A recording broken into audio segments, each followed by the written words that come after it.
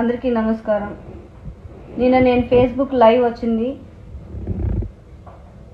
నీటి కోసం, కానీ ఎల్లో మీడియా దీన్ని పెద్ద రాజకీయం చేసింది. అతి ముఖ్యంగా చెప్తున్నాను, నిన్న నేను పదే చెప్పింది ఏంటంటే, నీటి పంచాయతీకి సీఎం ఆఫీస్కి లేదంటే పెద్దిరెడ్డి రామచంద్రారెడ్డి అన్న దగ్గరికి వెళ్లాల్సి వస్తుంది అని. అధికారులు ఐఏబీ మీటింగ్స్లో తేలాల్సిన నీటి పంచాయతీ అంత దూరం వెళ్తే కానీ తేలట్లేదు. ఇలా నీళ్లు అధికారికంగా రావాల్సింది రాకుండా నా ముందు పాలించిన ఎమ్మెల్యేలు వదిలేశారని, అంటే మా నియోజకవర్గంలో పాలించిన ఎమ్మెల్యేలు వదిలేశారని అధికారులు వాళ్ళ మాటలతో వాళ్ళే చెప్పారు. అంటే వాళ్ళు అడగలేదు కాబట్టి నేను అడగకూడదన్న ఉద్దేశంతో మాట్లాడారు. స్వప్రయోజనాలు చూసుకోవడానికి నేను ఎమ్మెల్యేగా రాలేదు. అయినా ఈరోజు మా నియోజకవర్గ నీటి గురించి నేను ఫైట్ చేస్తున్నాను. ఉన్నంత వరకు 5 ఏళ్ళు నీళ్ళు ఇవ్వాలన్న ఉద్దేశంతో నేను మాట్లాడ్డాను. అలాగే ఈరోజు సీఎం ఆఫీస్కి వెళ్తే నీళ్ళు వస్తున్నాయంటే అర్థం ఏంటి? జగనన్న ఇస్తేనే కదా నీళ్ళు వస్తున్నాయని అర్థం. జగనన్నకి వ్యతిరేకం ఎక్కడుంది ఇక్కడ? అధికారులు స్పందించాలంటే నీళ్లు గురించి కూడా సీఎం ఆఫీస్కి వెళ్లాల్సి వస్తూ ఉందన్న ఉద్దేశంతో నేను మాట్లాడాను. చిన్న జిల్లా స్థాయిలో అధికారులు స్పందించాల్సింది పోయి సీఎం ఆఫీస్ వరకు వెళ్లాల్సి వస్తుందన్న ఆవేదనతో నేను మాట్లాడాను. మరి ఈరోజు దీన్ని ఇంత కాంట్రవర్సీ చేశారు ఎల్లో మీడియా. బాబు, ఎల్లో మీడియా జగనన్న ఎస్సీలకి మంచి చేశాడు కాబట్టే ఈరోజు మేము తలెత్తుకుని తిరగగలుగుతున్నాం. అలాగే జగనన్న ఎస్సీలకి ఇదే కాదు, ఇంకా ఎన్నో విధాలుగా సహాయంగా ఉన్నారు. మీ ఇష్టం వచ్చినట్టు మీరు ఇంటర్ప్రిట్ చేసి నేను మాట్లాడిన దానిలో మీకున్న చిన్న బుర్ర తక్కువ బుర్ర అని చెప్పచ్చు. మీ బుర్రలో చంద్రబాబు నాయుడు తప్ప ఎవరు ఉండరు. ఇంతే బుర్రలో ఆయన్ని మాత్రం ఫిక్స్ చేసుకున్నారు మీ బుర్రలో. దాన్ని పట్టుకొని ఆయనకి ఫేవర్గా జగనన్నకి అగెయిన్స్ట్గా మాట్లాడడం తప్ప మీకు వేరేదేం తెలీదు. కానీ జగనన్న ఎస్సీలకి ఎంతో మేలు చేశాడు.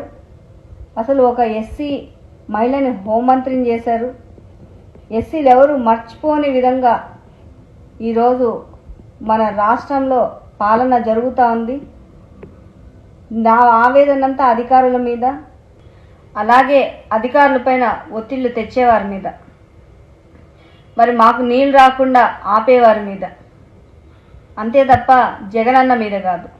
మా పార్టీ వచ్చాకే గర్వంగా చెప్తున్నాను, మా పార్టీ వచ్చాకే సింగనమల నియోజకవర్గంలో 4 ఏళ్ల పాటు నీళ్లు ఇవ్వగలిగాము. 5వ సంవత్సరం చాలా చెరువులకు ఇవ్వగలిగాము. ఇంకా ఇవ్వాల్సింది ఉంది. అంతే తప్ప మీ ఇష్టం వచ్చినట్టు మీకేదనిపిస్తే అది మీరు ప్రచురించేసి జగనన్న మీద బురద జల్లాలని, నా మాటల్ని వక్రీకరించాలని చూస్తే మాత్రం ఊరుకునేది లేదు. అలాగే ఆ దేవుణ్ణి కోరుకుంటున్నాను, ఇక నుంచైనా మీకు మంచి బుద్ధిచ్చి జగనన్న చేసే మంచి పనులు మీరు తెలుసుకోవాలని, మీరు సపోర్ట్ చేస్తున్న తెలుగుదేశం పార్టీ గతంలో చేసిన తప్పులు మీరు తెలుసుకోవాలా. అంతేగాని ఊరికే ఎదుటివాడి మీద బురద జల్లేస్తే, ఎదుటి వాళ్ళని ఏదో ఒకటి చేసేస్తే, ఏదో ఒకటి అనేస్తే, 10 మందికి ప్రచారం చేసేస్తే దానివల్ల మీరు ఏదో బాగుపడిపోతారని మాత్రం అనుకోవద్దు.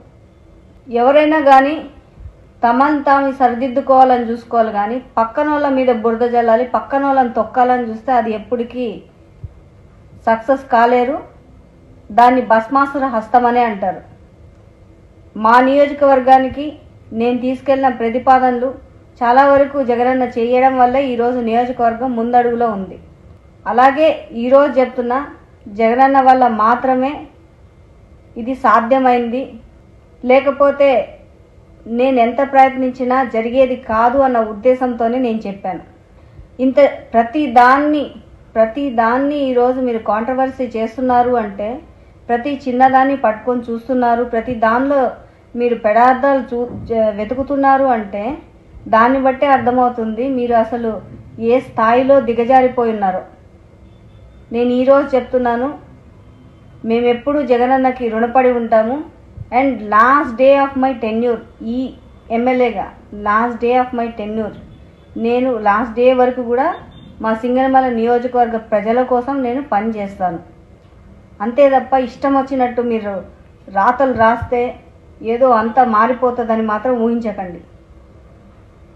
మీకు అందరికీ తెలుసో లేదో, మాకు జగనన్న అంటే చాలా అభిమానంతో రాజకీయాల్లోకి వచ్చాం. జగనన్న పిలుస్తానే, మరి ఆ రోజు మేము అప్పుడు కాలేజ్ పెట్టి జస్ట్ 2 ఏళ్ళు మాత్రమే అయింది జగనన్న పిలుపునిచ్చినప్పుడు.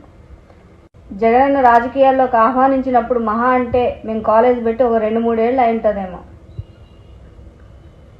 మరి 2-3 ఏళ్ళ తర్వాత జగనన్న రమ్మనగానే మరి అదెంత పెద్ద బాధ్యతో తెలిసినా కానీ కేవలం జగనన్న మీద నమ్మకంతో మేమందరం, నేను, సాంబశివారెడ్డి, అలాగే మా కుటుంబం అందరూ కూడా జగనన్న వెంట నడిచాం. మరి ఈరోజు ఇంత మంచి పేరు జగనన్న దగ్గర పెట్టుకున్నప్పుడు మేము అసలు నేను నిన్న చెప్పింది కూడా లైవ్లో కూడా ఒకసారి చూడండి. జగనన్న స్ఫూర్తిగా అని కూడా మాట్లాడ్డాను. జగనన్న స్ఫూర్తిగా అని మాట్లాడినప్పుడు కూడా మీకు ఏంటి బాధాకరం? నాకు అసలు ఈరోజు చాలా చిత్రంగా అనిపిస్తూ ఉంది. ఇంత ప్రతి దానిలో దూరి దానిలో మీ ఇష్టం వచ్చినవన్నీ మీకున్న కొంచెం బుర్రలో ఇంత కొంచెం బుర్రలో మీకున్న ఇష్టం వచ్చినవన్నీ రాసేసుకొని దాన్ని ప్రచురించేసి టీవీల్లో వేసేసి అంత కాంట్రవర్సీ చేయాలనుకుంటున్నారు. ఏ రోజు మీరు మారుతారో అసలు నిజంగా అర్థం కావట్లేదు.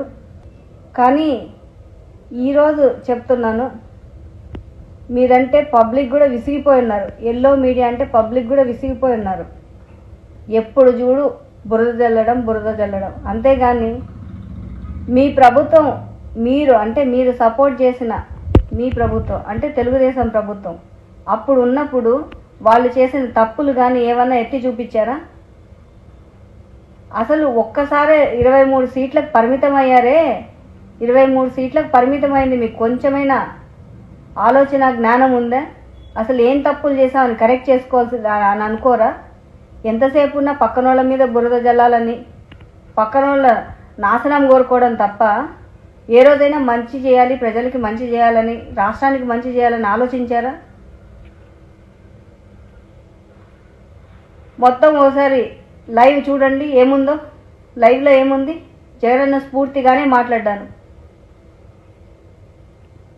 అసలు మీ ఇష్టం వచ్చినట్టు ఆలోచించుకొని మధ్యలో నాలాంటి అంటే మేము అసలు ఎవరి జోలికి వెళ్ళాము, మా నియోజకవర్గం ఏదో మా పని ఏదో అన్నట్టు ఉంటాము.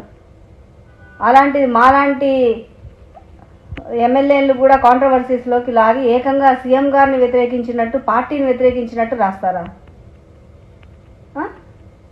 అలాగే నా ఆవేదన అధికారులు సరిగ్గా పనిచేయకపోవడం, అలాగే అధికారుల మీద ప్రలోభ పెట్టే వాళ్ళ మీద అనేది మీరు ఆలోచించరా? అలాంటివి మాత్రం ప్రచురించరు. మీకు కావాల్సింది కేవలం కాంట్రవర్షియల్ హెడ్లైన్స్.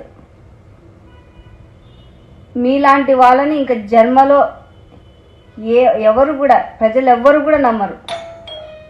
అది గుర్తుపెట్టుకోండి.